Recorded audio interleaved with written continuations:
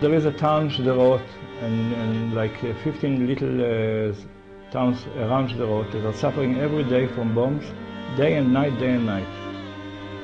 And there is no life over there. From the 25,000 people in Sderot, only 7,000, 8,000 remain now.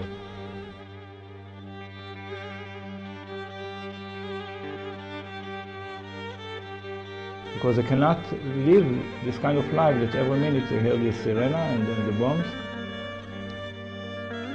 And you know, they say in the radio that a missile fell in Sderot today, but nothing happened. What does it mean nothing happened? Nobody got killed, but the neshama got killed, the soul got killed. Because so many children from each missile that's falling down, tens or hundreds of children are getting scratching in their neshama, in the soul, for the trauma for the rest of their life. Nobody can take it out from them. So they killed a whole town in Eretz Israel. And now they want to do the same thing for Yerushalayim, Tel Aviv, and all over by giving the same that they did in Gush Katif. They want to do it in Yehuda v'Shomron. From Yehuda v'Shomron to Tel Aviv and Yerushalayim is even closer than from Gush Katif to the Negev.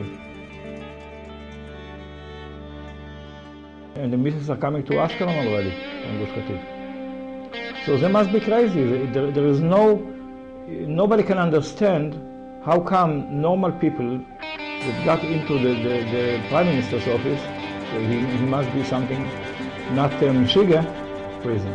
But there is only one thing that people should be hanged in Eretz Israel, according to the law, to help the enemy in the time of war. And that's what we are doing. So how come normal people are dealing with the terrorists and giving them weapons and money and helping them in the time of war? That's why I said that they, according to the law of Eretz Israel, not according to the Torah, according to the law of the state of Israel, they have to be hanged. It doesn't mean that everybody has to take the law in his hands and do it himself. But the police shall take them to court and to judge them according to this law. They're going to take out 250,000 people from Yehuda v'Shomron, as they did in Gush Katif. And they're going to destroy all Israel like this. Because if Chas v'Sholem they give Yehuda v'Shomron to the Arabs, so the missiles will go on all over Israel, from Yehuda v'Shomron to Tel Aviv, to Yerushalayim, to Haifa. We remember from the history who took out 250,000 people and sent them away from Spain, Queen Isabella. So now we have a foreign minister, Mississippi Livni.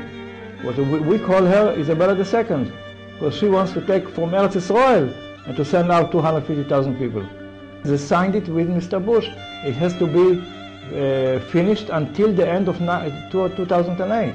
We saw what happened in the Second Lebanon War, when every day on Haifa and Tzfat and all the Galilee towns, thousands of missiles fell down, and they didn't have any way to stop it. There is only 11 kilometers, which is, I think, 7 miles, the whole width of Eretz Israel in the place of Yehuda v'Shomron until the ocean, until the Mediterranean. So you can imagine, they have now missiles that are going at least 20-25 kilometers. So if they will be in Jordan and Samaria, it's a question of 2 kilometers, 3 kilometers to bomb 1 kilometer to Kfar Saba. They have 1 kilometer from Kalkida to Kfar Saba. Kfar Saba is a town of 50,000 people or more. So they can destroy the whole town, and we cannot do anything. Why? Because we will never bomb civilians. And the terrorists are hiding between the houses and bombing all the big towns in Israel, and nothing can be done. And many people are saying they are just talking. Yeah, nothing will come out of it. But the same thing we said about Gush Katif. Hayo lo tiyeh. Arav Mordechai Eliyahu was standing and promising Hayo lo tiyeh. And we said also the same thing. It will not be. It couldn't be. It will not be. And we said it also. And I have a movie that we are bringing in a Sefer Torah, the night of the Gerush, 11 days in Chodesh Av, Toshin Samachay. We brought a new Sefer Torah to Nevet Kalim, Gush Katif. Everybody is dancing, so happy, unbelievable. Thousands of people in the synagogue are dancing. And nobody believed that in few hours nothing will remain from all Nevet Kalim and Gush Katif. So today also we say, no, it will not happen. But it's happening. It is happening.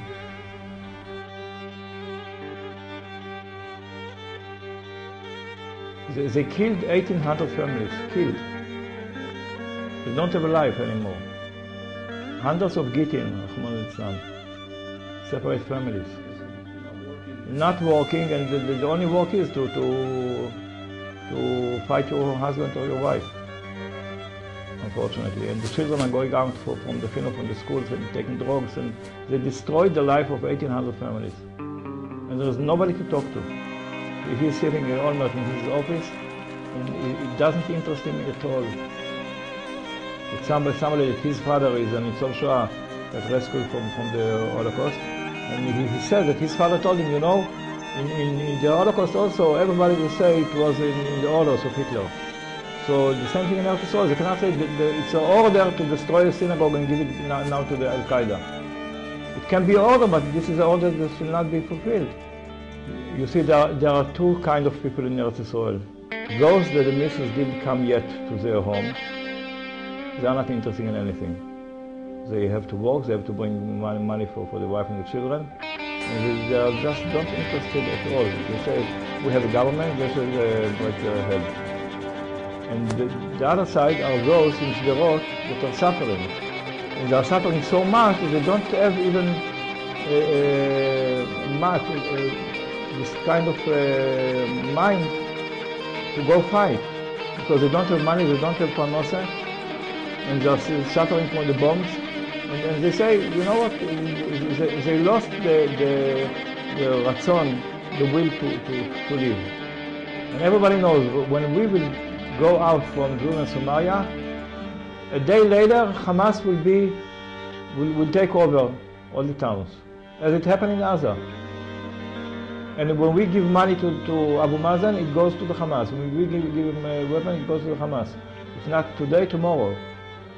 The Arabs in the Arab neighborhoods in Yerushalayim will not have the Israeli police and army, which are now between them. So they could do anything of terror, preparing bombs and everything, and coming into the Kotel with bomb belts and commit suicide.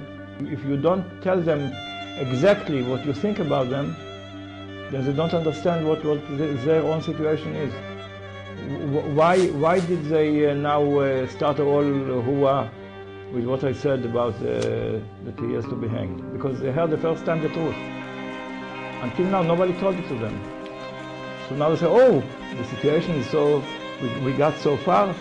So instead of correcting the situation and go back and do tshuva, the easiest way is to fight against the one that said it. But this is the truth. We know that they are murderers, we know that they are terrorists, we know that they want to kill us, and we are giving them the towns near the border. How can a leader of a country be so irresponsible to give money and weapon to your enemy, that you know that he's an enemy? And even Abu Mazen, now the policemen from his own government, from Abu Mazen, they are killing Jews in Jordan and Somalia, as it happened only a few days ago.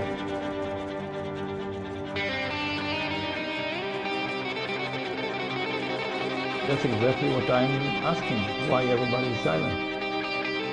I don't have to be their lawyer to say the reasons why they are quiet. But there are many rabbis that are not quiet, like Rabbi Wolpo, Rabbi Axelrod. There are many rabbis. When we made the demonstration in Tel Aviv, Rabbi Yoram Abarzel from Netivot came, Rabbi Meir Mazuz, big Rosh Yeshiva from Bnei Brak, Rabbi Yaakov Yosef, the son of Ovadia Yosef. There are many rabbis that are not afraid, but unfortunately there are rabbis that are getting the salary from the government, and they are afraid for their seats and their parnasa. So maybe this was a little bit ahead. They're taking 60 million people to a Holocaust, Chas v'Sholom, and everybody is silent. This is the real Chilul Hashem. But if somebody speaks the truth and does what he has to do, this is not Chilul Hashem. This is Kiddush Hashem.